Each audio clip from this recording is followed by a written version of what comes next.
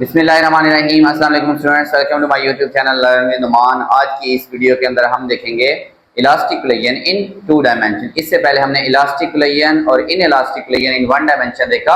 अब इस वीडियो में हम इलास्टिक और इन इलास्टिक दोनों कोलिजन टू डायमेंशन के अंदर देखेंगे। तो स्टूडेंट्स, आपको पता है इलास्टिक कोलिजन ऐसे कोलिजन होते हैं कि जिसके अंदर हमारे पास मोमेंटम और काइनेटिक एनर्जी दोनों कंजर्व है। ठीक है, कंसीडर ये टू मैसेज है M1 और M2। पहले एक स्ट्रेट लाइन में हरकत कर रहे हैं, ये MV1 ज्यादा होने की वजह से M1 इससे कोलाइड करता है। और कोलिजन ऐसे होता है जैसे स्नूकर के अंदर समटाइम हो जाता है कि एक बॉल टकराई, वो आपकी इस पॉकेट की तरफ चली जाए और दूसरी बॉल टकराने के बाद आपकी दूसरी साइड पे उसकी अपोजिट डायरेक्शन में चली जाए। ठीक है, तो क्योंकि अब ये दो डायरेक्शन में हरकत हो रही है तो इसीलिए इसको कहते हैं elastic collision in two dimension. ठीक है, तो हम उसी तरह अपनी सपोजिशन लिखेंगे। आप यहाँ पे हेडिंग दे सकते हैं कि कंसिडर क्या कर रहे हैं आप, कंसिडरेशन। ठीक है, हम कंसिडर कर रहे हैं टू मैसेज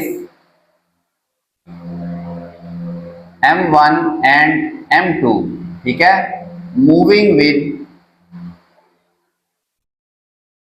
वेलोसिटीज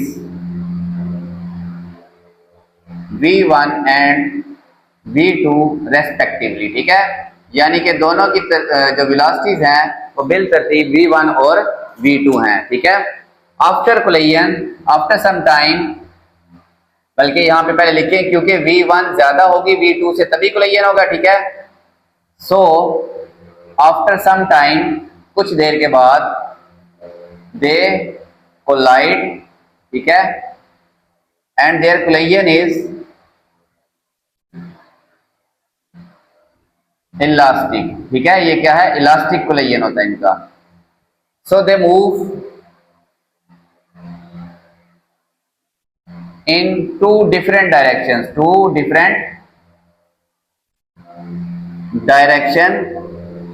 डायरेक्शंस में हरकत करते हैं।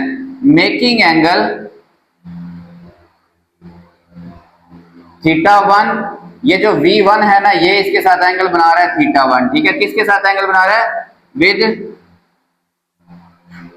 एक्सिस, आप एक्स एक्सिस लिख दें और एक्सिस ऑफ मोशन, जिस एक्सिस में वो क्या कर रहे थे, हरकत कर रहे थे। ठीक है, लेट्स सपोज ये एक्स एक्सिस है। Okay students, making angle theta with x axis और एक्सिस ऑफ मोशन। ठीक है, मेकिंग एंगल θ1 एंड यहाँ पे एक और लिखना θ2 रेस्पेक्टिवली, कि जो V1 है वो θ1 बना रहा है और जो V2 है वो क्या बना रहा है, θ2 बना रहा है। ओके स्टूडेंट्स, ये आपकी होगी कंसिडरेशन। इसके बाद आपने लिखना है, क्योंकि ये एक as the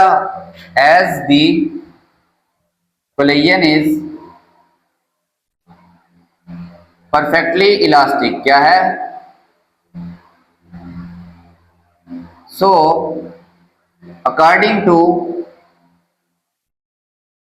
law of conservation of momentum। ठीक है, क्योंकि इलास्टिक कोलिजन है तो law of conservation of momentum के मुताबिक, कंजर्वेशन ऑफ मोमेंटम के मुताबिक इतना सा लिख देते हैं। ठीक है, अच्छा देखें स्टूडेंट्स, अब ये ना ये मैं इतनी सी डायग्राम बना रहा हूं अलग से। ठीक है, एक इस तरफ गया V2, एक इस तरफ गया V1। ओके, अगर ये एक्स एक्सिस है, ये θ2 है, ये वाला θ1 है, तो थीटा के लिहाज से, थीटा के सामने वाला परपेंडिकुलर ये y कंपोनेंट होता है, तो इस V1 का ये वाला कंपोनेंट V1 साइन थीटा होगा। क्या होगा, V1 y कंपोनेंट हमेशा साइन थीटा होता है।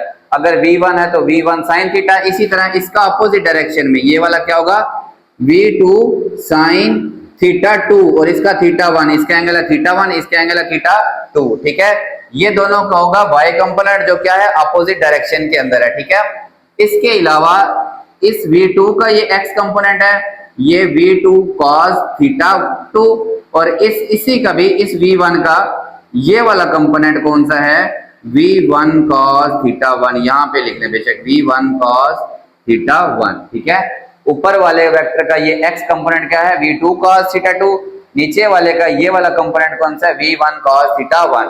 ठीक है फ्रेंड्स, तो जब law of conservation of momentum लगाएंगे ना, तो अलोंग एक्स एक्सिस लगा लें पहले, अलोंग एक्स एक्सिस और हॉरिजॉन्टली।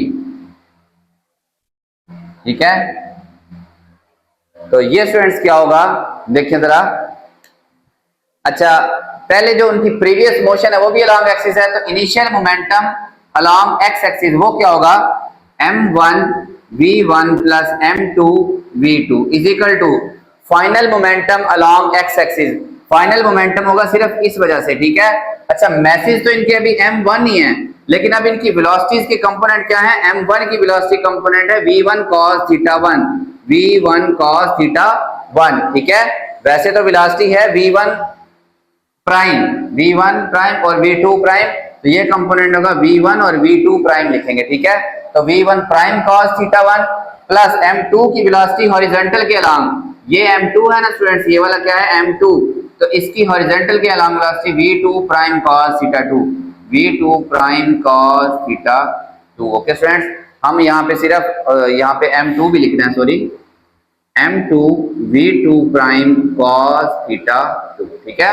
हम यहाँ पे डायरेक्ट सिर्फ m1 v1 और प्राइम और m2 v2 प्राइम क्यों नहीं लिख सकते, क्योंकि v1 प्राइम जो है ना वो वेक्टर है इस डायरेक्शन में, v2 प्राइम उसके अपोजिट डायरेक्शन में, तो इस वेक्टर का एक x कंपोनेंट एक y कंपोनेंट, इसी तरह इसका एक x कंपोनेंट और एक y कंपोनेंट। किसी भी वेक्टर का, अब क्योंकि हम x एक्सिस के अलोंग चल रहे हैं, किसी भी वेक्टर का x एक्सिस के अलोंग जो कंपोनेंट होता है वो होता है वही वेक्टर इनटू cos थीटा, और सिमिलरली ये v2 प्राइम है तो v2 प्राइम cos थीटा 2, ठीक है। इसका एंगल थीटा 1 तो यहाँ पे थीटा 1, v2 प्राइम का एंगल थीटा 2 तो यहाँ पे थीटा 2, ये हो गया अलोंग x एक्सिस, ठीक है। सिमिलरली अब हम फाइंड करते हैं law of conservation of momentum along y axis, along y axis, ठीक है। अच्छा स्टूडेंट्स, अब आप नोट करें जरा मेरी बात कि y एक्सिस के अलोंग इनिशियली ये दोनों पहले x एक्सिस की टकराने से पहले ये किस तरह वर्क कर रहे हैं, x एक्सिस, तो ना ये ऊपर जा रहे हैं ना ये नीचे आ रहे हैं, तो y एक्सिस के अलोंग इनकी वेलोसिटी जीरो है, तो वेलोसिटी जीरो हो तो मोमेंटम क्या होगा दोनों का, along y axis initial momentum zero होगा, फाइनल मोमेंटम है। अच्छा देखें, इनिशियल जीरो है तो फाइनल मोमेंटम क्या होना चाहिए, वो भी जीरो होना चाहिए। वो कैसे जीरो होगा, देखें फाइनल मोमेंटम m1 v1 का y एक्सिस के along v1 sin theta, v1 sin theta 1 plus m2 v2 prime sin theta 2, ये प्राइम लग रहे हैं यहाँ पे, ठीक है। तो अगर इनिशियल जीरो है तो ये फाइनल भी कैसे होगा, जीरो। देखें दो वेक्टर्स अगर सेम मैग्नीट्यूड और अपोजिट डायरेक्शन में हो, उनको ऐड करें तो रिजल्टेंट क्या आना चाहिए, जीरो आना चाहिए, ठीक है। लेकिन हम फिलहाल ये इक्वेशन लिखेंगे क्योंकि ना हमें थीटा 1 पता है, ना हमें थीटा 2 पता है, ना v1 प्राइम पता है, ना v2 प्राइम पता है, ठीक है। अच्छा, अब क्योंकि कोलिजन जो है वो परफेक्टली क्या है, इलास्टिक है, so by law of conservation of energy, यहाँ पे law of conservation of energy भी लगेगा, by law of conservation of energy, ठीक है, law of conservation of energy के मुताबिक। ओके स्टूडेंट्स, इस इक्वेशन को बेशक आप पहले नाम दे दो 1, ये जो नीचे आपके पास है इसका नाम 2।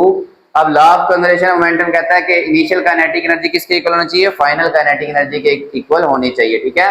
तो initial kinetic energy 1/2 m1 v1 square plus 1/2 m2 v2 का square is equal to final kinetic energy 1/2 m1 v1 prime का square plus 1/2 m2 v2 prime का स्क्वायर। देखें एनर्जी की कोई डायरेक्शन नहीं होती, इसलिए हमने यहाँ पे कंपोनेंट्स नहीं लिए, लेकिन मोमेंटम क्या है, एक वेक्टर क्वांटिटी है, ठीक है, इसलिए हमें उसके लिए यहाँ पे उसके कंपोनेंट्स लेने पड़े, हम सिर्फ v1 प्राइम और v2 प्राइम नहीं लिख सकते। इस इक्वेशन को नाम दे इक्वेशन नंबर 3। ओके स्टूडेंट्स, अच्छा अब ऐसा है कि हमारे पास है ये तीन इक्वेशन और हमें क्योंकि थीटा 1 और थीटा 2 नहीं मालूम, इसलिए हम प्रीवियस जो इलास्टिक कोलिजन है उसकी तरह v1 प्राइम और v2 प्राइम यहाँ से अलग से मालूम नहीं कर सकते, लेकिन जब भी न्यूमेरिकल आएगा इससे रिलेटेड तो हम इन तीनों इक्वेशंस को यूज करके इसको क्या करेंगे, हल करेंगे।